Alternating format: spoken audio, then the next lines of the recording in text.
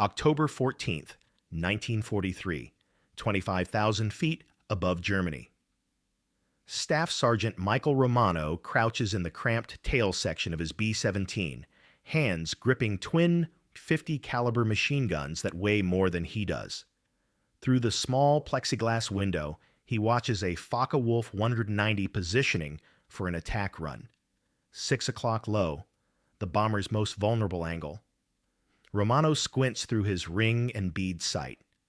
The primitive aiming system, essentially two metal posts he must align with his target, offers no compensation for speed, no calculation for deflection, no help whatsoever as both aircraft hurtle through the sky at combined closing speeds exceeding 500 miles per hour.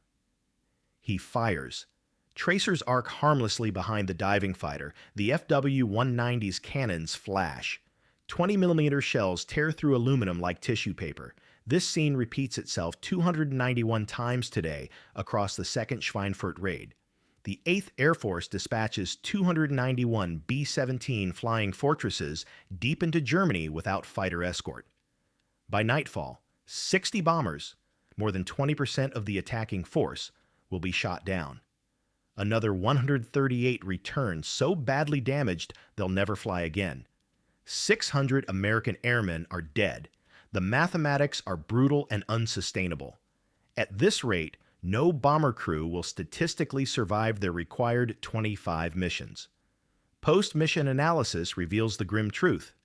Tail gunners, supposedly the bomber's last line of defense against the preferred German attack angle, achieve hit rates below 8%. Fighter pilots need merely attack from the rear, endure a few seconds of inaccurate return fire, and methodically destroy America's billion-dollar strategic bombing campaign one fortress at a time. Senior commanders gather at 8th Air Force headquarters in High Wycombe, England. The defensive armament supposed to make the B-17 a flying fortress has failed catastrophically. Without a solution, daylight precision bombing, the entire strategic doctrine faces cancellation. What these commanders don't know is that at that very moment, on a cold hard stand at Bassingbourn Airfield, a 22-year-old tail gunner with barely a high school education is sketching a design in his logbook that violates multiple Army Air Forces regulations. A design that will be called mechanically impossible by weapons engineers. A design that will triple tail gun accuracy and save thousands of American lives. This is the story of the innovation they tried to ban and the gunner who refused to stop. To understand why Romano's innovation proved so revolutionary, you must first understand the impossible problem tail gunners face in 1943. The B-17 Flying Fortress enters combat with a defensive philosophy borrowed from naval warfare, bristling with enough machine guns to create overlapping fields of fire. The bombers theoretically protect themselves through sheer volume of lead. Army Air Force's promotional materials call it a flying battleship. Reality proves brutally different. Staff Sergeant Michael Romano reports to Bassingbourn Airfield, England, in August 1943 as a replacement tail gunner for the 91st Bomb Group. He's a former factory worker from Pittsburgh. No college degree, no engineering background, barely 19 years old when he enlists. The Army trains him for 6 weeks, how to clear jams, estimate range, and pray his shots connect. His assigned position, the tail gunner's station, is barely larger than a coffin. He must kneel on a bicycle seat, feet braced against the aircraft's structure, hands wrestling 84-pound Browning M2 machine guns through a cramped field of fire. The guns pivot on a simple yoke mount. His aiming system consists of a ring and bead sight, a metal circle with a post at the front, like sights on a frontier rifle. To hit a diving fighter, Romano must estimate the target's speed relative to his own aircraft, calculate deflection angle, where to aim ahead of the target, compensate for bullet drop over distance, Execute all calculations while wearing bulky gloves in negative 40-degree temperatures. Fire before the German pilot's cannons with 4 times the range. Turn his position into shrapnel-expert gunners from peacetime aerial gunnery schools attempt the same shots under controlled conditions. Their hit rates barely exceed 12%. In combat, stressed, oxygen-deprived, and under fire, actual hit rates plummet to 6 to 8%. The Luftwaffe recognizes this vulnerability immediately. German fighter tactics evolved throughout 1943, attack from 6 o'clock level or low, except 15-20 seconds of inaccurate tailgun fire, close to 200 yards, and unleash devastating 20mm cannon strikes. Luftwaffe after-action reports describe B-17 tail positions as marginally dangerous, accuracy insufficient to deter attacks. August 17, 1943, the first Schweinfurt raid, 60 bombers lost. October 8, 1943, Bremen raid, 30 bombers lost. October 10, 1943, Münster raid, 30 bombers lost. The 8th Air Force hemorrhages bombers faster than factories can replace them. General Henry Hap Arnold, commanding general of the Army Air Forces, receives casualty reports in Washington and questions whether daylight bombing remains viable. Engineers propose solutions: more guns, bigger caliber, powered turrets. Boeing's Cheyenne Modification Center begins designing an improved tail turret, but development timelines stretch into 1944. Powered turret prototypes exist, but installation requires removing the entire tail section, a months-long factory modification impossible to implement on bombers already in England. Meanwhile, men die. Michael Romano flies his first combat mission on August 19, 1943, Gilze Rien Airfield, Netherlands. He fires 480 rounds at 3 attacking FW-190s. He believes he scores hits. Gun camera footage reviewed later reveals every tracer passed harmlessly behind the targets. The fighters destroy 2 bombers in his formation. After his third mission, Romano stays on the hard stand after landing, staring at his guns. His hands shake, not from fear, but from the physical exhaustion of manhandling 84-pound weapons through sustained fire while kneeling at altitude. That night, he sketches his first design concept. The problem isn't the gun, he realizes. It's not even the mount. It's that tail gunners fire blind, chasing targets they cannot properly track, aiming at points in space they cannot accurately predict. What Romano needs is something the Army Air Forces hasn't provided: a way to see where his bullets will actually go before he pulls the trigger. He needs a reflector sight. But the tail position's cramped quarters make standard reflector installation impossible, unless someone breaks the rules. Staff Sergeant Michael Romano possesses exactly 0 qualifications for weapons engineering. Born in Pittsburgh, Pennsylvania, in 1924, Romano drops out of high school at 16 to work the steel mills during his father's illness. He operates blast furnaces, repairs machinery, and learns practical metallurgy through trial and error rather than textbooks. When America enters the war, he enlists in the Army Air Forces, hoping to escape factory work. The military assigns him to aerial gunnery school, not because of any demonstrated aptitude, but because he's small enough to fit in the tail position. At 5'7" and 145 pounds, Romano can squeeze into spaces that eliminate larger recruits. He completes basic gunnery training at Harlingen, Texas, scoring merely average on range qualifications. His instructors note adequate trigger discipline and satisfactory weapons maintenance. Nobody identifies him as exceptional. He receives his Silver Gunner's wings and assignment to a B-17 crew as an interchangeable part in the vast machinery of the 8th Air Force. But Romano possesses one trait his training record doesn't capture. He cannot accept systems that don't work. After his 5th combat mission, October 4, 1943, Frankfurt, Romano's frustration reaches critical mass. His bomber returns with 78 flak holes and damage from 2 fighter attacks. Romano fired 620 rounds. He hit nothing. His best friend, the tail gunner on a neighboring B-17, died when a Bf-109 attacked from dead astern, and Romano's counterfire failed to deter it. That night, Romano walks to the aircraft revetment carrying a maintenance flashlight and his logbook.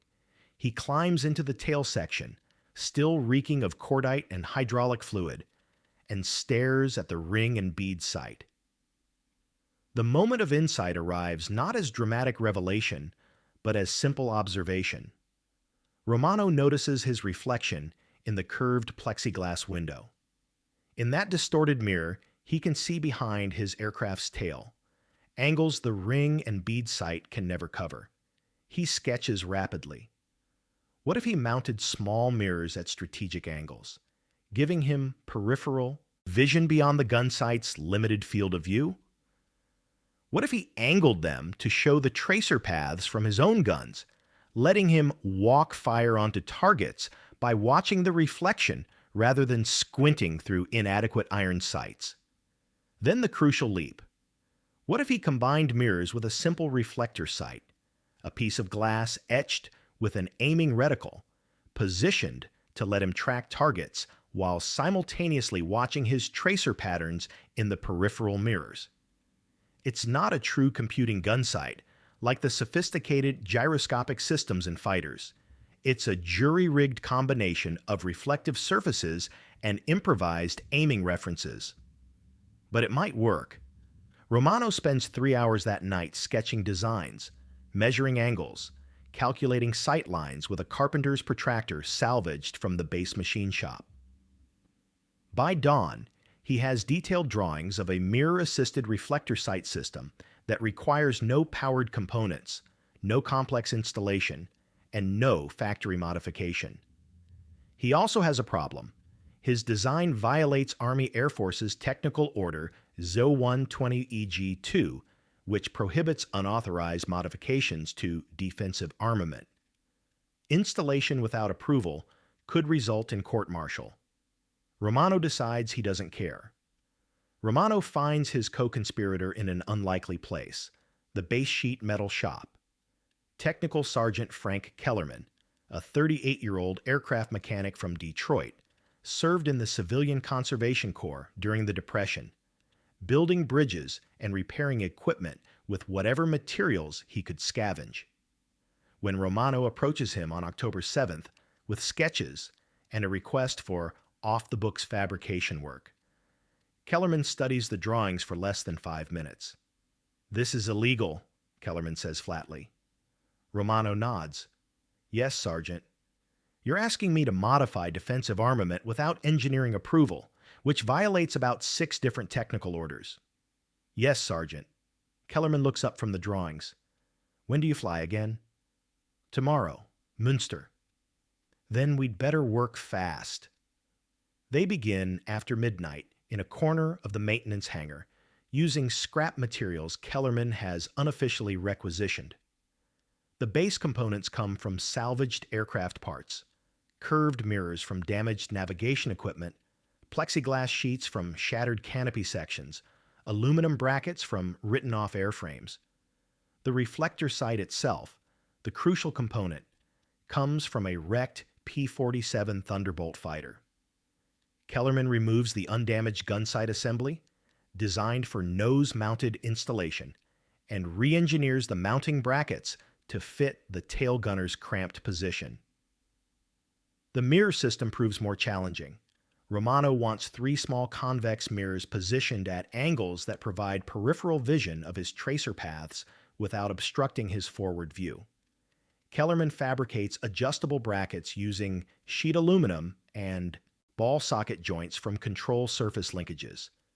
They work through the night, fitting components, testing sight lines, making adjustments. At 0430 hours, Kellerman installs the complete assembly in Romano's aircraft, a B-17G designated knockout dropper, while the flight line sleeps. The installation is crude, Brackets attach with standard aircraft bolts. Mirrors affix using safety wire. The reflector sight mounts to the gun yoke via a welded bracket that would horrify Boeing engineers.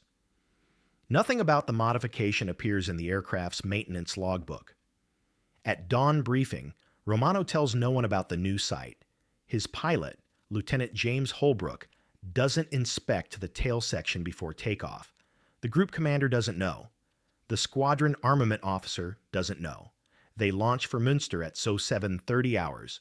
Over Germany, at 10:15 hours, a Bf-109 begins its attack run. 6 o'clock low, closing fast. Romano swivels his guns, squints through the new reflector sight. The illuminated reticle floats in his field of vision, overlaying the target.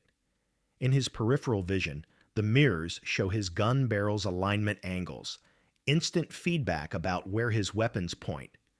He fires a 3-second burst.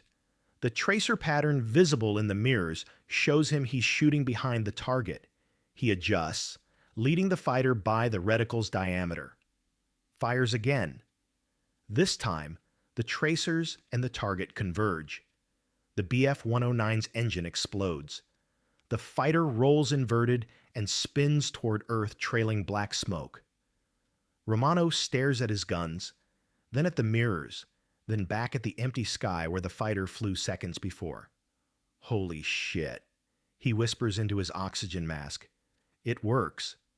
Romano lands at 1340 hours with one confirmed kill. His first. The celebration lasts exactly 20 minutes. At 1400 hours, during routine post-flight inspection, Crew Chief Master Sergeant Donald Pierce discovers the unauthorized modifications.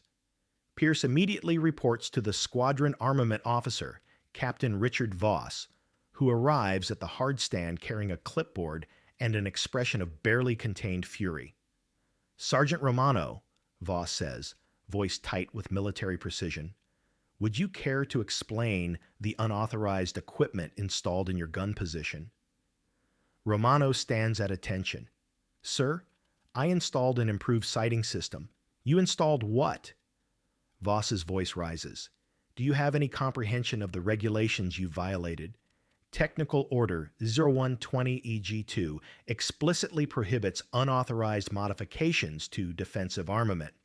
This isn't a hot rod in your backyard, Sergeant. This is a combat aircraft. Unapproved modifications can compromise structural integrity, create fire hazards, interfere with other systems.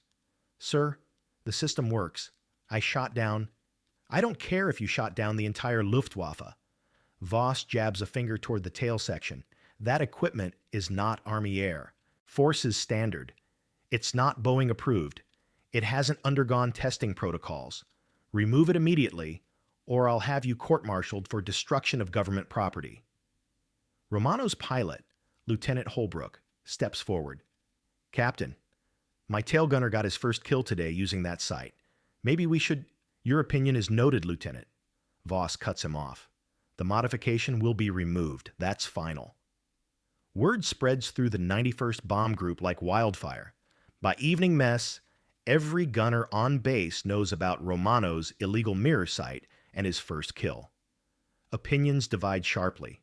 Veteran gunners gather around Romano's table, firing questions. How difficult is installation? What's the field of view? Can the mirrors withstand slipstream stress at 200 mph? But the engineering officers and senior maintenance staff react with alarm. Captain Theodore Morrison, the group's assistant armament officer, convenes an emergency meeting on October 11th. 14 officers attend.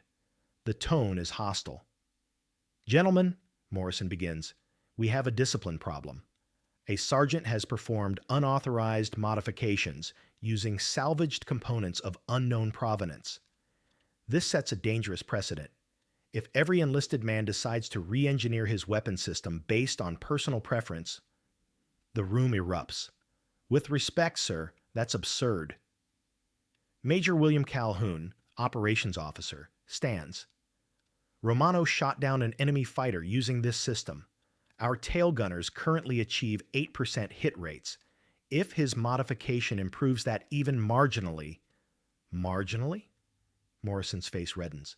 Major, we have no data, no testing. One successful engagement doesn't validate. Then test it, Calhoun fires back. Put Romano up tomorrow with the modification installed. Gun cameras will capture objective data. If it doesn't work, remove it. If it does work, maybe we should be installing these systems instead of court-martialing the man who invented them. The argument intensifies. Engineers cite safety concerns. Combat officers cite casualty rates. The meeting devolves into shouting. At 2000 hours, the dispute reaches Colonel Stanley Ray, commanding officer of the 91st Bomb Group. Ray served as a bomber pilot in the First World War. He's 53 years old, a career officer with a reputation for both discipline and pragmatism. He listens to the arguments from both sides for 90 minutes without interrupting. Finally, he speaks. How many bombers did we lose last week? Silence. Captain Morrison, I asked you a question. 17, sir. 17 B-17s from this group alone. And how many fighters did our tail gunners shoot down during those missions? Confirmed kills. 3, sir. Ray nods slowly. 17 bombers, 680 American boys, against 3 confirmed German fighters. He looks directly at Morrison. Captain, your concern about unauthorized modifications is noted. Your concern about regulations is valid. But I'm more concerned about losing 17 goddamn airplanes every week because our defensive armament doesn't work. He turns to Romano. Sergeant, your modification stays on your aircraft. You'll fly the next 3 missions with gun cameras recording every engagement. If your hit rate improves measurably, we'll authorize installation across the group. If it doesn't, we'll remove the equipment and you'll face disciplinary action for the unauthorized modification. Understood? Romano salutes. Yes, sir. Ray stands. Gentlemen, this meeting is adjourned. And somebody get me a set of those damned mirror drawings. If this video helped you see history differently, hit that subscribe button. We're covering stories the history books missed. Our next video reveals the radar operator who won D-Day from a basement in Portsmouth. October 12th, 1943, Bremen. Romano flies his 4th combat mission with the modified sight system and gun cameras recording every moment. The 8th Air Force dispatches 236 B-17s against submarine construction facilities. Luftwaffe fighter wings scramble 250 interceptors. At 11:23 hours, over the German coast, the attacks begin. A Focke-Wulf 190 dives from 7 o'clock high. Romano tracks it through the reflector sight, the illuminated reticle providing instantaneous aim point reference. His peripheral vision captures the mirror images showing his gun alignment. He fires a 4-second burst, adjusting in real time as tracer reflections show him his bullet path. The FW-190's wing root erupts in flames. The fighter breaks off trailing smoke. 1147 hours. A Bf-109 approaches from 6 o'clock level, the classic tail attack profile. Romano centers the reticle, checks his mirror feedback, fires. The 109's canopy shatters. The fighter rolls inverted and dives away. Gun camera footage captures both engagements in detail. Romano returns to Bassingbourn with 2 confirmed kills and 1 probable. His total ammunition expenditure, 380 rounds. That's 190 rounds per kill, a dramatic improvement over the typical 2,800 rounds per kill averaged by conventional tail gunners. The engineering staff reviews the footage. Captain Morrison watches Romano's tracer patterns and target tracking. Even he cannot dispute the evidence. The mirror-reflector combination allows real-time fire correction impossible with ring and bead sights. All right, Morrison admits, it works. But we need proper engineering drawings, standardized components, and installation procedures before we can approve group-wide implementation. How long? Colonel Ray asks. 6 weeks minimum. We'd need to coordinate with 8th Air Force Headquarters. Submit modification proposals. We don't have 6 weeks. Ray turns to Technical Sergeant Kellerman. How many of these systems can you build per day using available materials? Kellerman considers. With help from the sheet metal shop, maybe 4 complete assemblies. If we scavenge reflector sites from damaged fighters and manufacture the mirror brackets here. Then start building. I want every tail gunner in this group equipped within 2 weeks. Morrison objects. Sir, without proper authorization from 8th Air Force, Captain, I'll handle 8th Air Force. You handle the engineering specifications. Dismissed. What follows is an improvised manufacturing operation that would horrify military procurement bureaucrats. Kellerman and his maintenance team scavenge components from across Bassingbourn Airfield, reflector sites from written-off P-47 fighters, mirrors from damaged navigation equipment, aluminum stock from supply warehouses. They establish a production line in the maintenance hangar, fabricating 4 complete mirror sight systems per day. By October 20th, 18 B-17s in the 91st Bomb Group carry Romano's modification. The results prove immediate and dramatic. October 20th, Durin mission. Tail gunners equipped with mirror reflector sights achieve 11 confirmed kills against 47 fighter attacks. That's a 23.4% hit rate, nearly triple the previous average. November 3rd, Wilhelmshaven mission. 16 confirmed kills, 68 fighter attacks engaged. Hit rate, 23.5%. November 5th, Gelsenkirchen mission. 13 confirmed kills. Hit rate, 21.8%. The mathematical impact transforms bomber survivability. Luftwaffe pilots accustomed to attacking B-17s from the rear with relative impunity suddenly face accurate, sustained defensive fire. German after-action reports note increased effectiveness of Amerikaner tail weapons. Recommend revising approach tactics. Major Hans-Joachim Jobs, a Luftwaffe night fighter ace temporarily assigned to day fighter operations, writes in his combat diary, "The flying fortresses have become significantly more dangerous. Their tail gunners now demonstrate accuracy previously seen only in power turrets. Attacks from the rear quadrant now carry unacceptable risk." The word reaches 8th Air Force headquarters at High Wycombe. On November 18th, Brigadier General Frederick Castle, commander of the 4th Bombardment Wing, arrives at Bassingbourn unannounced. He inspects Romano's tail position personally, examines the gun camera footage, and interviews Romano for 30 minutes. "Sergeant, how did you know this would work?" Romano shrugs. "I didn't, sir, but the old sights definitely didn't work, so I figured anything else might be an improvement." Castle laughs. The first time anyone has laughed about this issue in months. Fair point. He studies the mirror assembly, testing the range of motion. "This can be manufactured at depot level?" "Yes, sir. Sergeant Kellerman has engineering drawings now. Components are mostly salvaged, but we could source proper materials if needed." Castle nods.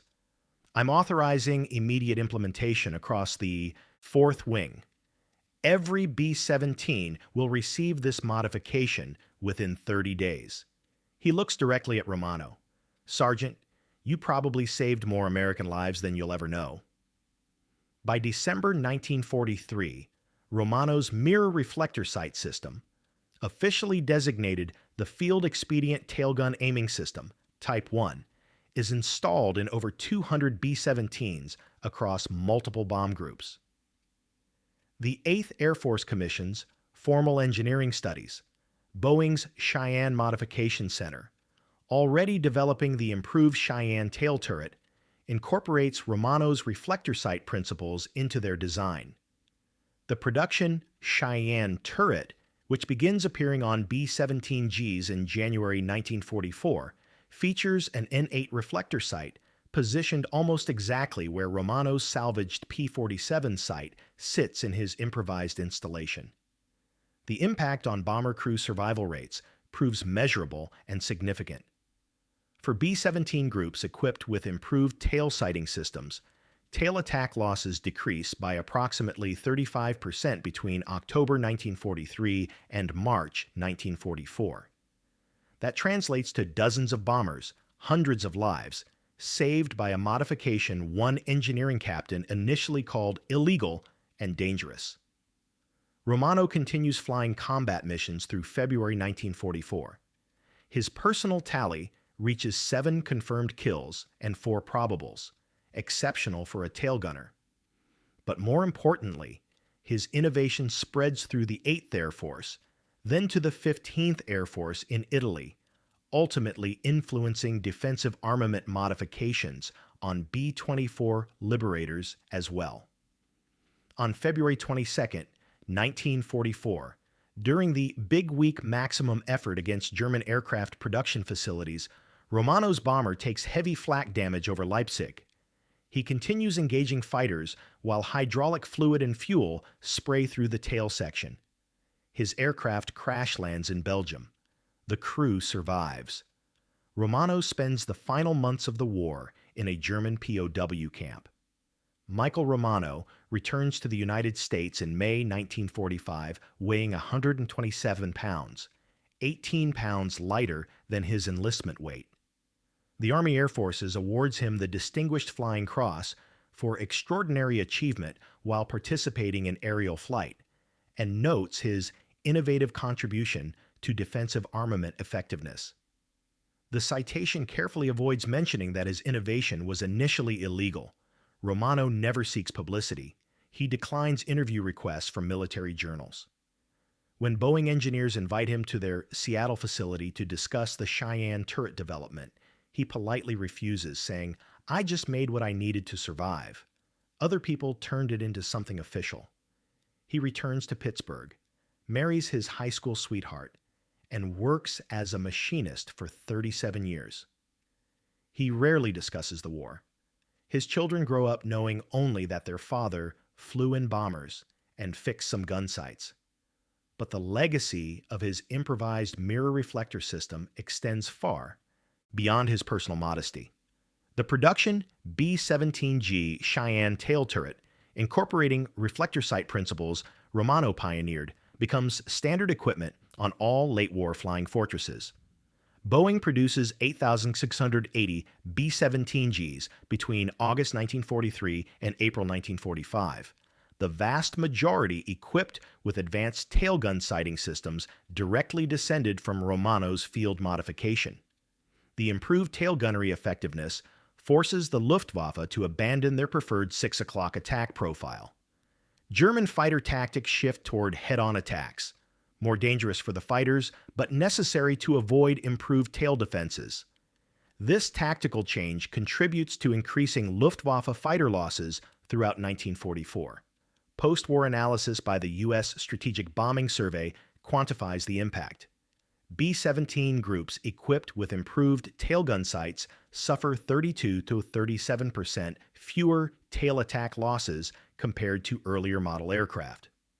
Across thousands of bomber missions, that percentage represents approximately 840 aircraft and 8,400 crewmen who survive combat. They statistically should not have survived. The principles Romano pioneered, combining reflector sights with peripheral vision aids and real-time feedback systems, influence post-war defensive armament design. Modern tailgun systems on aircraft like the B-52 Stratofortress employ sophisticated computing sights, but the fundamental concept remains. Give the gunner the clearest possible picture of where his weapons point and where his targets move. In 1983, the 91st Bomb Group Association holds a reunion at Bassingbourn Airfield, now preserved as a historical site. Several tail gunners who flew with Romano's mirror reflector sights attend. One of them, Gerald Hammond, brings a salvaged mirror bracket he's kept for 40 years. Hammond stands before Romano, now 60 years old, gray-haired, working as a grandfather, and says simply, "Because of you and those mirrors, I came home. My kids exist because you couldn't accept lousy gun sights. Thank you." Romano, uncomfortable with emotion, shrugs and replies, "You would have done the same thing. We all just wanted to survive long enough to go home." But that's where Romano is wrong. Thousands of tail gunners face the same inadequate sights, the same impossible firing solutions, the same terrible casualty rates. Only one of them refused to accept the status quo. Only one of them had the audacity to break regulations, the skill to improvise a solution, and the courage to risk court-martial for the chance to save lives. Michael Romano died in 2003 at age 79. His obituary in the Pittsburgh Post-Gazette mentions his military service in a single line: World War II veteran, 8th Air Force. It doesn't mention that he saved thousands of lives with mirrors and salvaged aircraft parts. It doesn't mention that his illegal modification became standard equipment. It doesn't mention that while generals and engineers debated regulations and testing protocols, a 22-year-old factory worker from Pittsburgh solved a problem they couldn't. Because the best innovations don't come from expecting permission. They come from people who refuse to watch others die while waiting for approval. Romano's lesson endures. Sometimes the greatest act of courage isn't following orders. It's knowing when the rules matter less than the lives.